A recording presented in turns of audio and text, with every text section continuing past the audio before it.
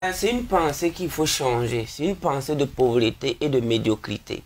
Lorsque vous prenez la circulation à Ouaga, c'est vrai, ma formation a coûté des millions. Mais quand vous voyez un peu à Ouaga, tout le monde a moto, tout le monde a portable.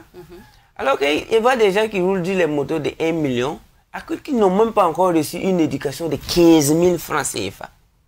Ton esprit, c'est ta première banque. Ton esprit, c'est là où il faut investir. Moi, j'ai des livres de 200 000 et de 300 000. J'ai des livres que je fais venir de DHL. Moi, je paye des livres, je suis des séminaires de 2000 $. Mais pour pouvoir être qui j'ai envie d'être.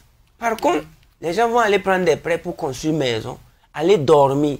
Si tu prends un prêt de 1 million pour construire un poulailler et tu mets un coq et une poule, tu as fait un investissement. Parce qu'ils vont prendre des œufs et un jour, tu vas pouvoir t'en sortir. Mais tu prends un prêt, tu construis une maison et tu ronfles là-bas. Et tu fais des enfants. Ça, on appelle ça, Robert Kiyosaki parle de... Ça, c'est des investissements passifs. Ce n'est pas actif. C'est pourquoi, là où il faut mettre tout ton argent, c'est dans ta propre éducation. C'est pourquoi les Burkinabés préfèrent payer des portables de 200 000, rouler sur des motos de 1 million, et quand tu parles d'une formation de 25 000, le même monsieur te dit, wow, que c'est exagéré. Il dit, ok, ta moto va t'éduquer, ton portable va te former, ta maison va te former. Dans tous les cas, nous voulons que vous vous préparez. Si possible, si tu peux vendre ton bien, tu t'éduques et tu vas voir qu'est-ce qui se cache derrière l'éducation. Derrière l'éducation, il y a la liberté mentale et financière. Mais l'éducation est la chose la plus chère. On ne peut jamais bénéficier de cette éducation gratuitement. L'éducation gratuite, vous allez voir que l'éducation gratuite, là, c'est quand on lance des satellites.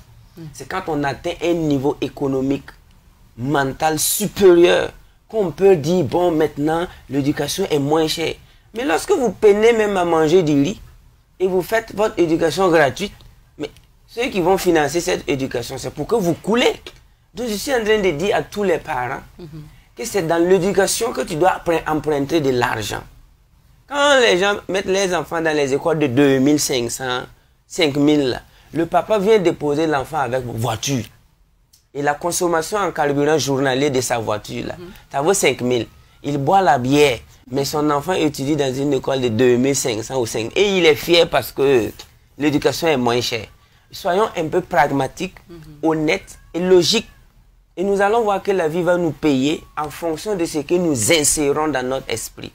Moi, je suis prêt à mettre 1 milliard dans ma tête parce que ça va ressortir. Voilà. Alors, avec ces séries de formations, dites-nous quel type de société voudriez-vous implanter au Burkina Faso? Une société d'amour, une société de liberté, une société de compassion, une société de business.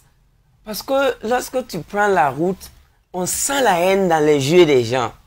Tout simplement parce qu'ils n'ont pas de business florissant, ils n'ont pas de revenus et plusieurs sources de revenus. Donc, quand tu échanges, même quand tu causes avec même...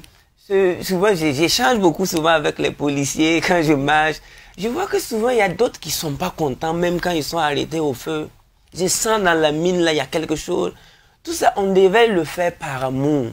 On devait le faire par plaisir. Imaginez un policier qui est actionnaire dans 12 entreprises et qu'on le reverse 2 millions par mois ou bien par an. Ce monsieur, quand il est arrêté au soleil et au feu, il va sourire. Il va sourire avec vous tous. Il ne va pas éteindre ta moto et enlever la clé empochée. On voit souvent ça. Donc, du coup, je suis en train de vouloir qu'ensemble, à travers l'éducation mentale, spirituelle, nous vivions dans une société où on s'aime enfin. Où on s'aime enfin. Mais pour le moment, c'est quelque chose qu'il faut travailler. Et nous pensons qu'on va y arriver. Alors, qui est invité à cette formation, coach? Est invité à cette formation toute personne qui veut apporter un plus à l'humanité. Lorsque tu sens que tu es venu au monde, tu es là pour apporter un plus à l'humanité. Tu es candidat déjà. Donc nous invitons tous les Burkinabés, précisément les jeunes, venez découvrir ce qu'il vous faut pour devenir les gens qu'il vous faut. Il y a tellement d'opportunités dans le monde actuel que je suis désolé de voir qu'il y a des gens qui partent faire la queue à 2 h du matin pour déposer des concours. Je suis désolé. Je ne sais même pas ils se cultivent où, ils s'éduquent où. Qui les a formés? Qui les a éduqués? Mais ils ont fait l'école classique. Bon, l'école classique a fait ses défauts il y a longtemps.